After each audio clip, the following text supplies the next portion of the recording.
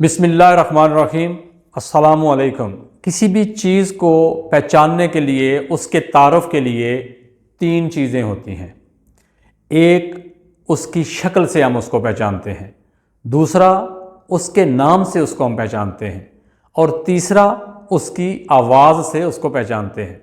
जैसे ये शक्ल देखिए, ये एक शक्ल है, इसका नाम है बिल्ली और इसकी आवाज़ है म्याऊं म्याऊं।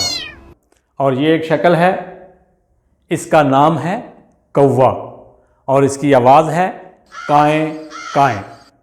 जिस तरह से हम किसी चीज़ को तीन तरह से पहचानते हैं, इसी तरह से हरूफ़े तहज्जी को भी हम तीन तरह से पहचानते हैं।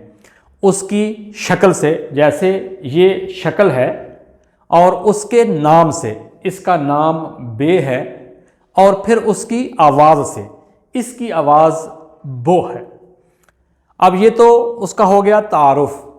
अब मसला ये है कि हम उस हरूफ़े तहज्जी की आवाज़ को सीखेंगे कैसे। तो उर्दू पे अल्लाह पाक का ख़ास करम है, इसके हरूफ़े तहज्जी की आवाज़ सीखना बहुत आसान है।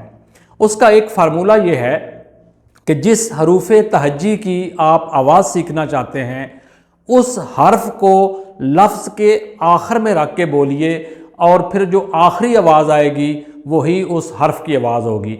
मिसाल के तौर पे अगर हमने ब की आवाज़, बे की आवाज़ बो सीखनी है तो कैसे सीखेंगे।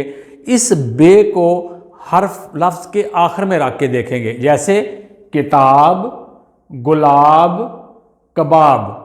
तो हमने क्या बोला? किताब, गुलाब, कबाब।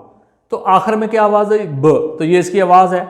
इसी तरह से अगर हम जीम की आवाज़ सीखना चाहते हैं तो हम इस हर्फ को लफ्ज़ के आखिर में रख के देखेंगे। जैसे ताज, काज, आज। तो आखिर में क्या आवाज़ आई? ज। तो जीम की आवाज़ है ज। तो ये उर्दू के हरूफ़े तहज्जी की आवाज़ें सीखने का आसान तरीका है। जज़ाकुमुल्लाह खैर।